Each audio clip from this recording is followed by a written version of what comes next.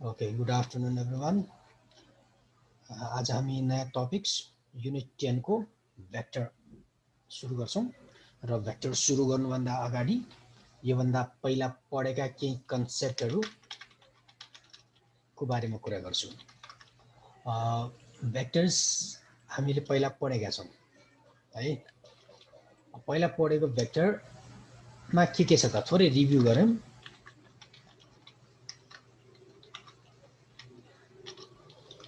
के पढौँ त? पहिलो त इन्ट्रोडक्सनै पढौँ हैन। इन्ट्रोडक्सनमा भेक्टर के हो भनेर पढौँ, अनि भेक्टरलाई डिफाइन पनि गरौँ, अनि भेक्टरलाई कसरी रिप्रेजेन्ट गर्ने भन्ने कुरा पनि गरौँ हो हैन त। अनि नम्बर 2 मा हामीले टाइप्स अफ भेक्टरको कुरा गरौँ। त्यसमा हामीले column vector, row vector, unit vector, equal vectors, negative vector, positive vector, parallel vector, unequal vectors, like vector, unlike vector, something के भन्यौं हैन। अनि त्यसपछि रिप्रेजेन्टेसन अफ भेक्टर भनेर एकैछिन है।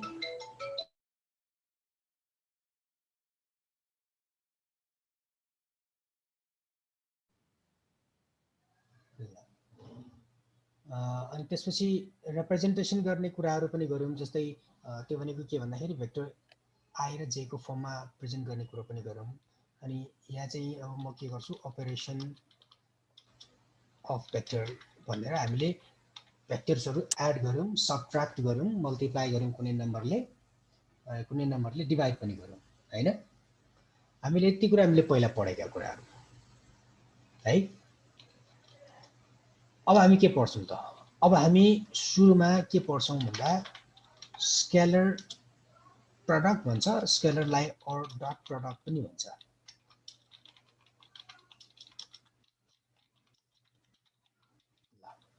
आज हामी पढ्ने टपिक्स यही हो र क्लास 10 को सुरुको टपिक्स भेक्टरमा यो छ, यो कन्टेन्ट छ। स्केलर प्रोडक्ट पनि भन्ने गर्छ, डट प्रोडक्ट पनि भन्ने गर्छ। Scalar product of two vectors, दुईटा भेक्टर्स प्रोडक्ट गर्दाखेरि त्यसको भ्यालु स्केलर क्वान्टिटीमा आउँछ, स्केलर नम्बर आउँछ, त्यही भएर त्यसलाई स्केलर प्रोडक्ट भनेर बुझिन्छ। अनि दुईटा भेक्टरलाई यो प्रोडक्टलाई डट प्रोडक्ट भन्छ, किनकि डटले रिप्रेजेन्ट गर्छ प्रोडक्टलाई, डटले A vector dot B vector लेख्छ है, त्यही भएर यसलाई डट प्रोडक्ट भन्छ। ए क्रस बी अथवा ए मल्टिप्लाई बी भनेर मल्टिप्लाई साइन चाहिँ अहिले लेख्दैनौँ है, त्यसलाई पनि product of vectors to vectors नै हुन्छ। ए मल्टिप्लाई बी पनि त्यो पनि मल्टिप्लिकेसन अफ प्रोडक्ट भेक्टर्स हो र त्यसको रिजल्ट चाहिँ फेरि भेक्टर नै आउँछ। र अहिले प्रोडक्ट गर्न लागेको चाहिँ ए भेक्टर डट बी भेक्टर हो है। ए भेक्टर डट बी भेक्टर त्यसले स्केलर नम्बर रिप्रेजेन्ट गर्छ, ठिक छ। भनेपछि त्यो भनेको कसरी निकाल्ने, के गर्ने भन्ने कुराहरू हुन्छ। अब खासै त्यति गाह्रो त छैन। अब के हुन्छ यसमा सिधै म इक्जाम्पलबाटै बुझाउँदाखेरि सजिलो होला जस्तो छ है। ल अब म त्यहाँ बुकमा के दिएको छ त्यो विशेष स्पेसली एङ्गल बिट्विन टु भेक्टर्सको कन्सेप्टमा पनि दिएको छ है, स्केलर भेक्टर भनेर। अब यसलाई यसरी लेख्ने गरिन्छ, यहाँ तपाईँको बुकमा लेखेको कुरा लेखौँ। The scalar product of two vectors. अब यसलाई भेक्टर लेखौँ, यहाँनिर भेक्टर कहाँनिर छ, यहाँनिर छ। ए vector and B vector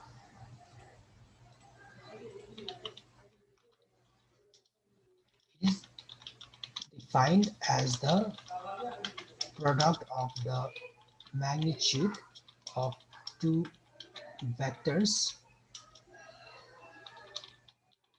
multiplied by the cosine of the angle theta. Cosine of the angle theta हुन्छ, cosine भनेको cos theta भने है। cosine of angle theta भनेको यो cosine भनेको cos हो नि है, cos theta भनेको cos theta between there directions ल द्याट मिन्स अब यो भनेको कस्तो भन्दाखेरि त्यसलाई लेख्ने के लेख्छ त does A vector dot B vector A vector dot मैले अहिले पनि भनेको छु डटले रिप्रेजेन्ट गर्छ A vector dot B vector is equals to के भनेको छ उसले product of magnitude of two vectors भनेपछि प्रोडक्ट अफ म्याग्निट्युड भनेपछि म्याग्निट्युड लेख्नु पर्यो हैन त म्याग्निट्युड हामीले गरेका छौं नि यहाँ माथि म्याग्निट्युड लेख्न छुटाएँ मैले म्याग्निट्युड अफ ए भेक्टर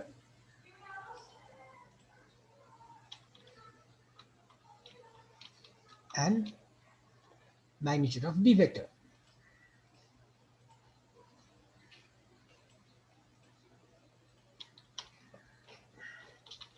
हैन अनि फेरि के भनेको छ multiplied by cosine of the angle theta भनेको छ त्यो भनेको cos थीटा हो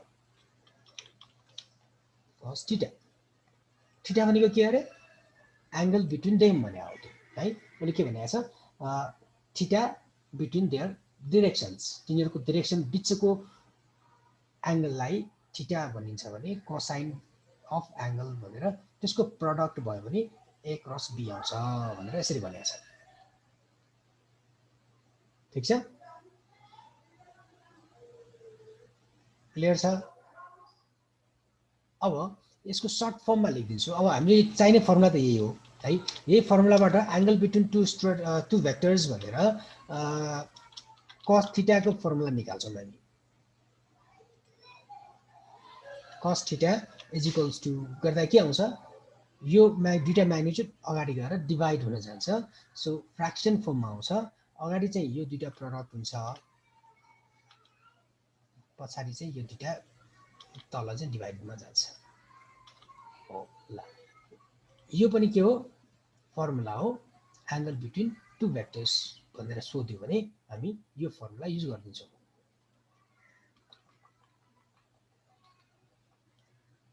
ठीक छ अनि a डट b अथवा dot product of two vectors भन्यो भने हामी यो formula use गर्दिन्छौं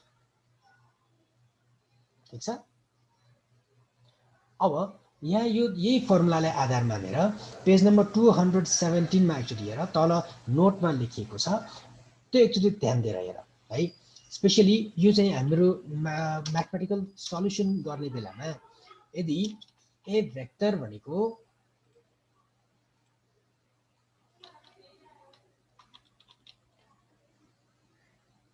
x1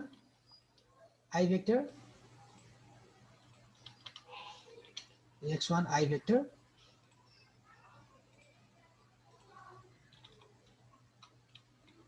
plus y1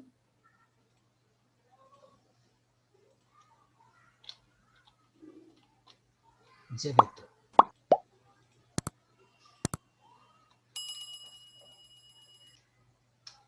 and b vector भनेको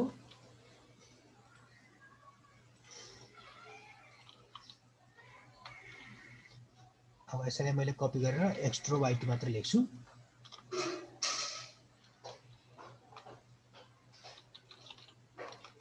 x2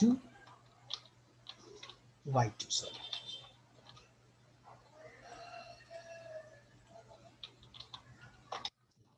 यदि यो दुईटा यसरी दुईटा भेक्टर यसरी दिएको छ अनि यो दुईटा भेक्टर को cos सरी डट प्रोडक्ट पनि निकाल अनि एंगल बिट्विन टु भेक्टर्स निकाल भनेर भन्यो भने तिनीहरुको भ्यालु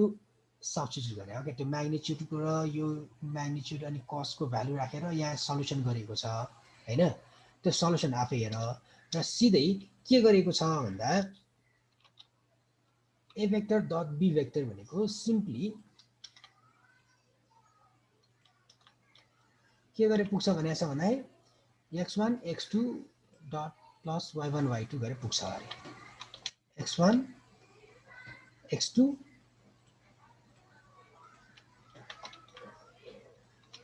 plus y1 y2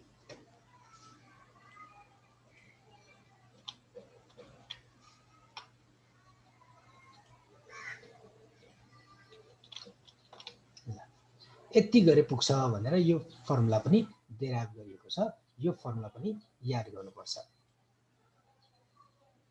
भनेपछि डाइरेक्ट यो गर्दै हुन्छ यो चलिरहनु पर्दैन तर यदि एंगल दिएको केस भयो भने चाहिँ हामी यो फर्मुला युज गर्दिन्छौँ एंगल निकाल भनेको कन्डिसनमा यो फर्मुला युज गर्दिन्छौँ अदरवाइज सिधै डट प्रोडक्ट निकाल भन्यो भने हामी यो फर्मुला युज गर्दिन्छौँ र क्लियर छ है अब यही फर्मुलालाई फेरि एकचोटि म रिभाइन्ड गर्छु यो कस एंगल निकाल्ने फर्मुला है अब तपाईले एंगल पनि निकाल भन्न सक्छ डट प्रोडक्ट पनि निकाल भन्न सक्छ दुईटा भेक्टर दिएर डट प्रोडक्ट निकाल भन्यो भने हामी सिधै यो फर्मुला युज गर्दिन्छौँ एंगल निकाल भन्यो भने मात्रै यो फर्मुला युज गर्छौँ यो अथवा यो एउटै कुरा हो तर यसमा गर्दा अझ बेटर हुन्छ सजिलो हुन्छ है अब यही फर्मुलाबाट दुईटा कन्डिसन पनि निकालिएको छ यहाँ चाहिँ यो चाहिँ एंगल बिट्विन टु भेक्टर्स भनेर यो दियो भने यसमा दुईटा कन्डिसन छ टु इम्पोर्टेन्ट रिजल्ट्स भन्छ अथवा कन्डिसन्स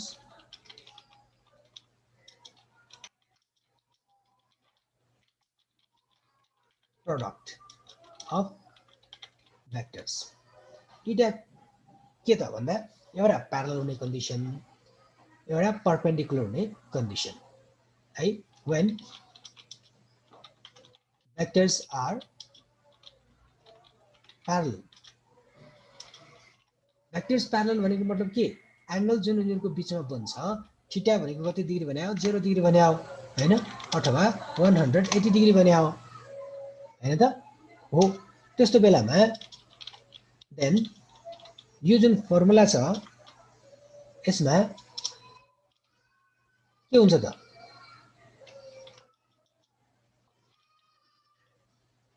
cos 0 हुन्छ इक्वल्स टु यो बाँकी पछाडीको पार्ट हुन्छ हैन cos 0 को भ्यालु कति त cos 0 को भ्यालु कति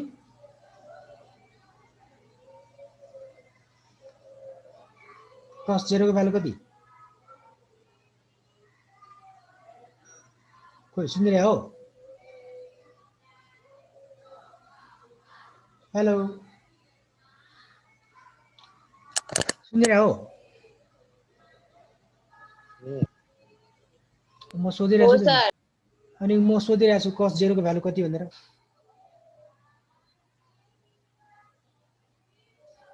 cos 0 को भ्यालु थाहा छैन cos 90 डिग्री को नि ल cos 0 डिग्री को भ्यालु थाहा छैन cos 45 डिग्री ल अचम्म लाग्यो त बा 1/√2 cos 0 को नि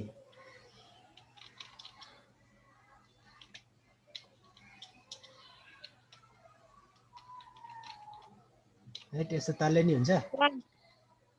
ल 1 भयो भनेपछि यो के हुन्छ अगाडि गएर मल्टिप्लाई हुन्छ यो तलको पार्ट मात्रै is equals to a vector dot b vector ल यो कन्डिसन चाहिँ के प्यारलल हुने कन्डिसन इम्पोर्टेन्ट छ है यो प्यारल भन्यो भने सिधै यो मात्र देखाइ पुग्यो एंगल निकालिराख्नु पर्दैन भने हो है अब अर्को कन्डिसन के त when between two vectors are 90 degree अथवा त्यसलाई के भन्छ परपेन्डिकुलर भने हैन 90 डिग्री अथवा परपेन्डिकुलर भयो भने फर्मुला त यही हो फर्मुला त यही हो cos theta is equals to यो हैन त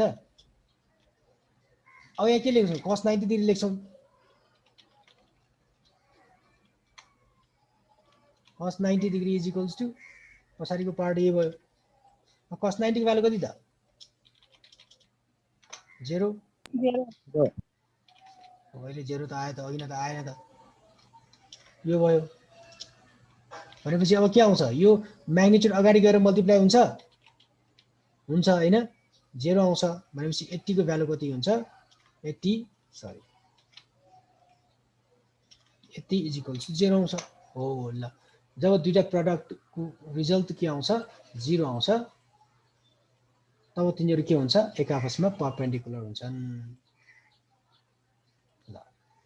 यो चाहिँ परपेन्डिकुलर भयो भने a डट b को भ्यालु कति हुन्छ, 0 हुन्छ। प्यारलल भयो भने के हुन्छ, यो हुन्छ। एंगल सरी प्रोडक्ट निकाल्यो भने हामी के गर्छौं, यो गर्छौं। एंगल निकाल्यो भने के गर्छौं, यो गर्छौं। चारवटा काम भयो, ठीक छ। पुरो बुझ्यो? बुझ्यो सर। बुझ्यो। ल अब अर्को रुल्स पनि एउटा त्यहाँ सम रुल्स भनेर दिएको छ, त्यो सम रुल्स पनि एकचोटि हेर त। Some rules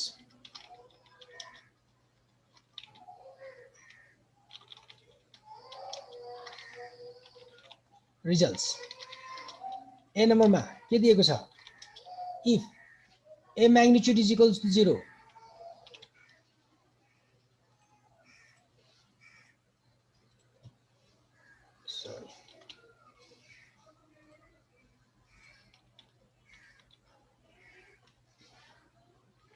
is equals to A भनेको छ, एन्ड बी को पनि म्याग्निट्युड कति छ,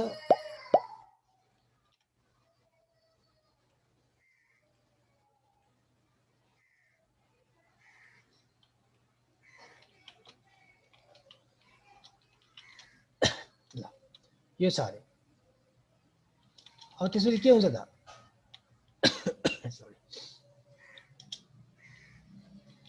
त्यसको प्रोडक्ट भनेको एक्चुअली फर्मुला नै हो, A vector dot B vector is equals to AB cos theta. यस्तो हुन्छ भने यो भनेको त म्याग्निट्युडै हो नि त हैन, उसले म्याग्निट्युड ठाउँमा के गरेछ, उसले ए र बी छ भने एबी राख्दियो भने यो रुल्स हो है। बीमा हेर त, बीमा के भनेको छ, if A vector and B vector dot product is equals to 0 then अब के हुन्छ त,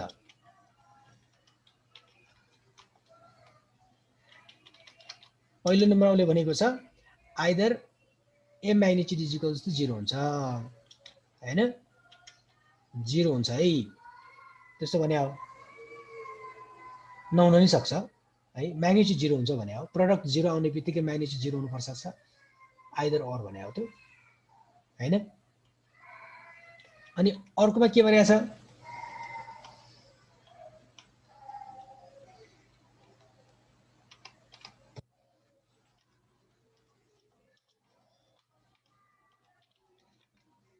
अर्कोमा बी म्याग्निट्युड चाहिँ के हुन्छ, 0 हुन सक्छ।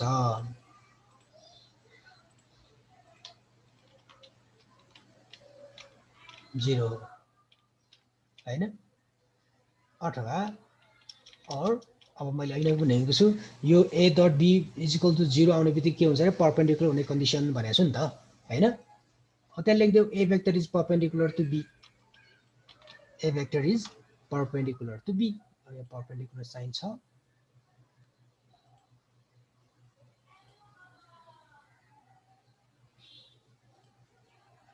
परपेन्डिकुलर टु बी भेक्टर,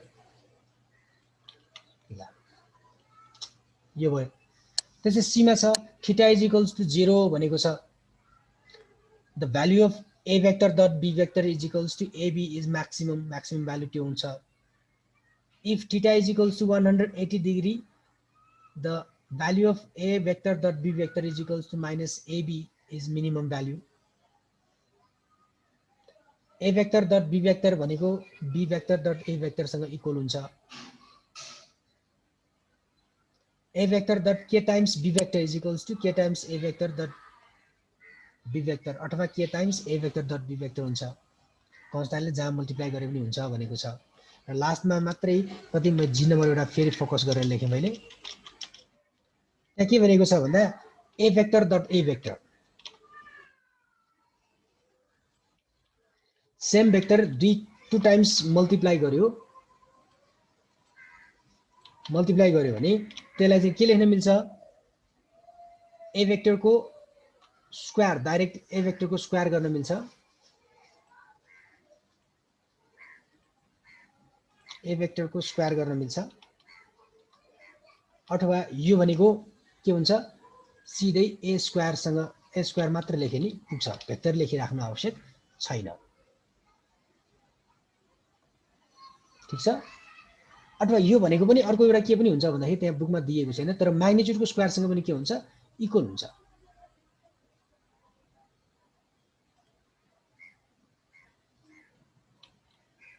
यसको स्क्वायरसँग पनि इक्वल हुन्छ ल म्याग्निट्युडको स्क्वायरसँग पनि इक्वल हुन्छ त्यहाँ बिचको चाहिँ आफै पढ है त ABCDEFG सम्म छ 6 वटा दिएको छ 7 वटा दिएको छ बिचको चाहिँ आफै सरसरी पढ मैले अगाडिको दुईटा भनेको छु र लास्टमा जी वटालाई थपेको छु अब यति गरिसकेपछि अब आई र जे को त हामीले पहिला पनि पढ्यौं है जस्तै आई भेक्टर भनेको के हो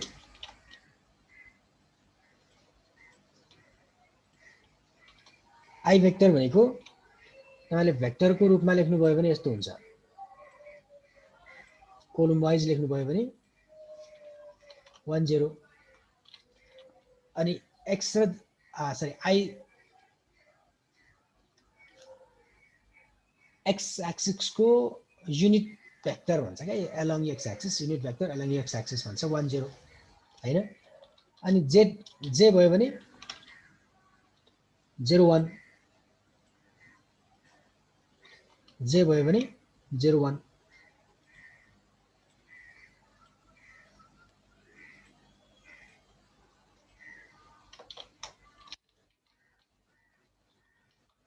है अब यो भने जस्तै ठ्याक्कै यो भर्खरै यो गरे जस्तै एकचोटि गरेर हेर त a डट a भनेको के आउँछ होला i डट i भनेको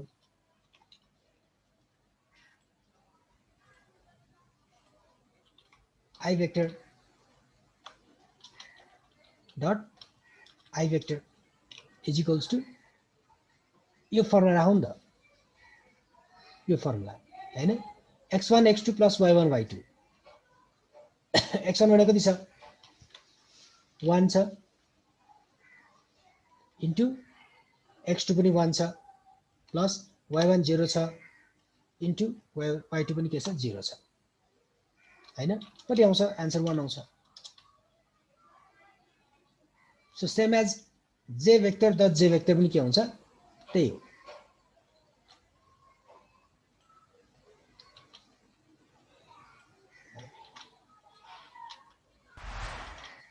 j vector dot j vector पनि के हुन्छ 0 नै आउँछ सरी 1 नै आउँछ तर i vector dot j vector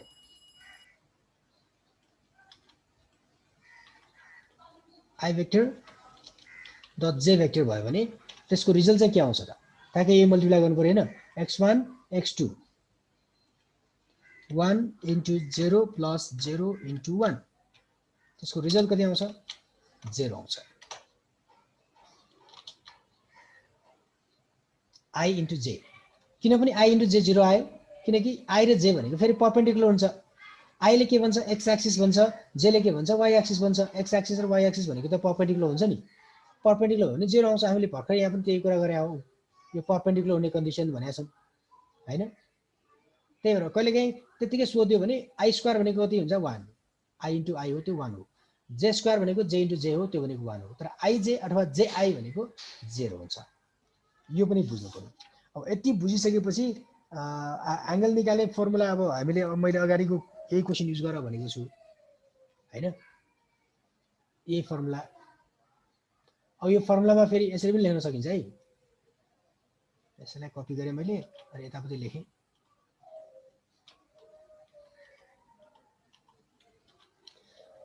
अब यहाँ यो A dot be नलेखिकन A dot बीको ठाउँमा यो पनि लेख्न सकिन्छ क्या, यसरी पनि गर्न सकिन्छ डाइरेक्टली है। यो पनि गर्न सकिन्छ, यो पनि गर्न सकिन्छ। अब कुन गर्ने हो तपाईँको इच्छा। वर्कआउट इक्जाम्पल छ, वर्कआउट इक्जाम्पल हेर मैले कुनै पनि क्वेसन गरिनँ, अनि भोलि चाहिँ कुन कुन आएन त्यो थप जोडेर म भोलि एक्सर्साइज मात्रै गरिदिन्छु। आजलाई यति नै, एउटा मिटिङमा जानु छ, सो त्यही भएर आज मैले सकाएँ।